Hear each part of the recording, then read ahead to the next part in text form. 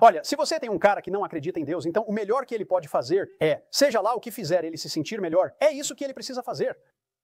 Então isso significa que se o comunista ateu dos nazistas alemães... Agora Dan entende isso perfeitamente. Na verdade, deixa eu te contar o quanto Dan entende isso. Dessa vez você se complicou mesmo, lamento. Você realmente disse que Hitler era comunista e ateu? Você falou isso, está registrado. Hitler não era comunista. Hitler era nazista, um nacional-socialista. Hitler acreditava em Deus. Ele não era ateu. Ele falava sobre o Criador o tempo todo. Ele era criacionista. Ele acreditava Jesus como inspiração para exterminar os judeus. Eles usavam Deus conosco nos seus cintos. Aqueles nazistas eram luteranos e católicos. Hitler era católico e nunca foi excomungado. Acreditava em Jesus. Ele era um cristão muito ruim. Tenho que admitir. Ele era um cristão bem estranho, mas não era ateu. Então se corrompa, Lyle. Hitler não era ateu e não era comunista. Estude um pouco de história aí. Nunca diria que posso provar que o universo não tem propósito. Não vejo evidência de propósito e isso me guia, mas gosto de me definir como o meu falecido amigo Christopher Hitchens, um antiteísta. Ou seja, eu não argumentaria que não existe um Deus, eu só certamente não gostaria de viver em um universo comum. Não quero viver em um universo com um Saddam Hussein cósmico que me condene ao fogo eterno ou me transforme em estátua de sal só por olhar para trás. Que tiraria de mim a dignidade de ser um ser humano. Como meu amigo Steven Weinberg, um físico ganhador do Prêmio Nobel, disse, a religião é um ataque à dignidade humana. E eu por acaso penso assim, eu concordo com esse fato. Porque a afirmação de que não podemos determinar o sentido das nossas vidas e como devemos agir, que somos instruídos sobre como agir por alguém tão inseguro que se agirmos de forma diferente não vai nos condenar à sua prisão por alguns anos, mas sim ao inferno por toda a eternidade. E muitas vezes me dizem, se abrirmos mão da nossa crença em Deus, como poderemos ter moralidade? Recentemente, participei de um programa de rádio nos Estados Unidos, onde alguém disse, bem, se isso for verdade, e o sentido das nossas vidas é estabelecido apenas pelo significado que damos e pelo valor que atribuímos uns aos outros e pela racionalidade que seguimos, que de alguma forma a felicidade máxima humana é uma coisa boa, sem ser dito por Deus, mas se eu tiro Deus da equação, então o que me impede de assassinar meu vizinho? Bem, se algum de vocês deixasse de acreditar em Deus, eu perguntaria, você sairia amanhã para assassinar seu vizinho? Alguns de vocês dizem que sim, e a esses eu digo, sinto muito. Quando eu digo, como no subtítulo do meu livro, que acho que a religião envenena tudo, não estou apenas fazendo o que os editores gostam e criando um subtítulo provocativo. Quero dizer que ela nos infecta em nossa integridade mais básica. Ela diz que não podemos ser morais sem o grande irmão, sem uma permissão totalitária. Significa que não podemos ser bons uns com os outros, nem pensar sem isso. Devemos ter medo. Também devemos ser forçados a amar alguém de quem temos medo. A essência do sadomasoquismo. A essência da objeção. A essência da relação mestre-escravo.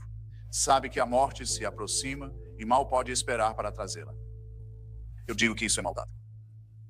E embora algumas noites eu fique em casa, eu gosto mais das noites em que saio para lutar contra essa maldade suprema e essa estupidez suprema. Se existe um inferno, e se os ateus chegam ao fim de suas vidas e descobrem, eu estava errado. Existe um Deus. Isso é contrafactual. Não que eu acredite nisso. Então você está certo. Então eu acreditaria e saberia que existe um Deus.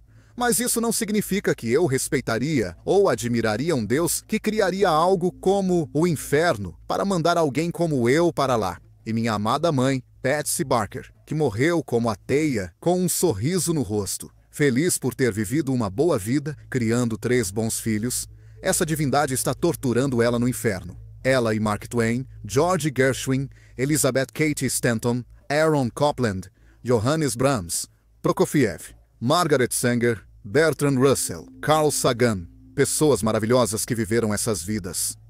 Você está dizendo que o Deus que você ama nos condenou à tortura eterna? Eu diria a esse Deus: se criou o inferno, vá para lá. Se quiser me torturar para sempre, tudo bem. Você prova ser um grande machão, mas não tem meu respeito, que nem existe. Tudo isso é hipotético. De acordo com a Fundo das Nações Unidas para a Infância, cerca de 29 mil crianças com menos de 5 anos morrem todos os dias, principalmente por causas evitáveis.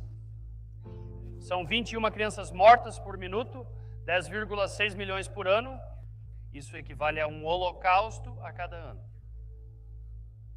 Mais de 70% das 10,6 milhões de mortes infantis anuais se devem a 6 causas: diarreia, malária, infecção neonatal, pneumonia, parto prematuro ou falta de oxigênio ao nascer.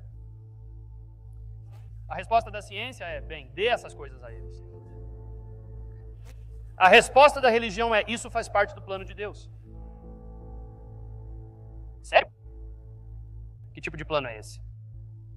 Que tipo de Deus, que é todo-poderoso e totalmente bom, não impediria isso? Agora, não estou falando de homicídios, guerras de gangues, guerras civis e conflitos na Síria. Não estou falando disso. Falo de crianças inocentes. Elas não têm livre-arbítrio e não escolhem morrer de doenças horríveis ou câncer. Por que Deus permitiria que isso acontecesse? Um Deus onipotente e bom? Um Deus menos poderoso ou não tão bom assim? Ou nenhum Deus? O problema de explicar o mal para pessoas religiosas, para ateístas, é o que eu chamo de problema do Deus irrefutável. Quando coisas boas acontecem, quem recebe o crédito? Deus fez isso, agiu de forma maravilhosa, respondeu minhas orações e realizou um milagre. Quando coisas ruins acontecem, quem recebe a culpa? Não Deus, ou ele age de maneiras misteriosas, você não sabe. O que isso realmente significa? Portanto, qualquer situação confirma a hipótese de Deus. O que pode refutar a hipótese de Deus? Coisas boas acontecem, então Deus existe. Coisas ruins acontecem, então Deus existe. O que precisaria ocorrer para refutar essa explicação do mal? Na cosmovisão cristã, nada refuta. É incontestável e simples. Sim, ao afirmar, estou dizendo que é verdade. Aquilo que pode ser afirmado sem evidências pode ser descartado sem evidências. Os cristãos têm uma visão pessimista da natureza humana. Vocês pensam que os humanos estão doentes e precisam de um médico para consertá-los, achando que há algo errado conosco e que precisamos ser salvos. Vocês pensam que ao nos submetermos ao médico, ele nos curará. Nós, ateus e agnósticos, não nos vemos como doentes ou pecadores, nem sentimos culpa por erros, apenas cometemos erros. Não acreditamos nessa mentira sobrenatural e mitológica que promovem, dizendo que há algo realmente errado espiritualmente com a humanidade. Imagine ser condenado por um crime terrível. Você estava na prisão. E então você descobriu que seria libertado. Uau! Você se sente livre e salvo. Isso é maravilhoso. Eu também me sentiria ótimo. Mas o que te faria sentir ainda melhor? Saber que você foi libertado graças à boa vontade do governador que decidiu conceder misericórdia e deixar você livre. O que seria bem legal se isso acontecesse. Saber que o motivo da sua libertação foi porque descobriram que você era inocente do crime desde o início. O que te traria mais dignidade? O que te faria se sentir melhor ao saber que o mundo sabe que você nem cometeu esse crime? É assim que a gente se prende nessa mensagem. A gente não acredita nesse livro antigo e primitivo, cheio de palavras contraditórias, sem base histórica ou científica. São só palavras em uma página. Este livro foi feito por pessoas. Seres humanos erram. Eles eram imunes a isso? Eles eram super-humanos ou algo assim? Eles nunca interpretaram errado? Eles nunca mudaram? Por que você está conferindo alguma autoridade sobrenatural a esses seres humanos que, em todas as religiões também? Se você olhar para a Bíblia, sem o viés da fé e lealdade, você pode ver muito facilmente que este não é um livro confiável para se basear. Mas a maioria dos seus argumentos se baseia em citar as Escrituras como se fosse algum tipo de talismã mágico. Citar a Bíblia. Isso deixa tudo importante.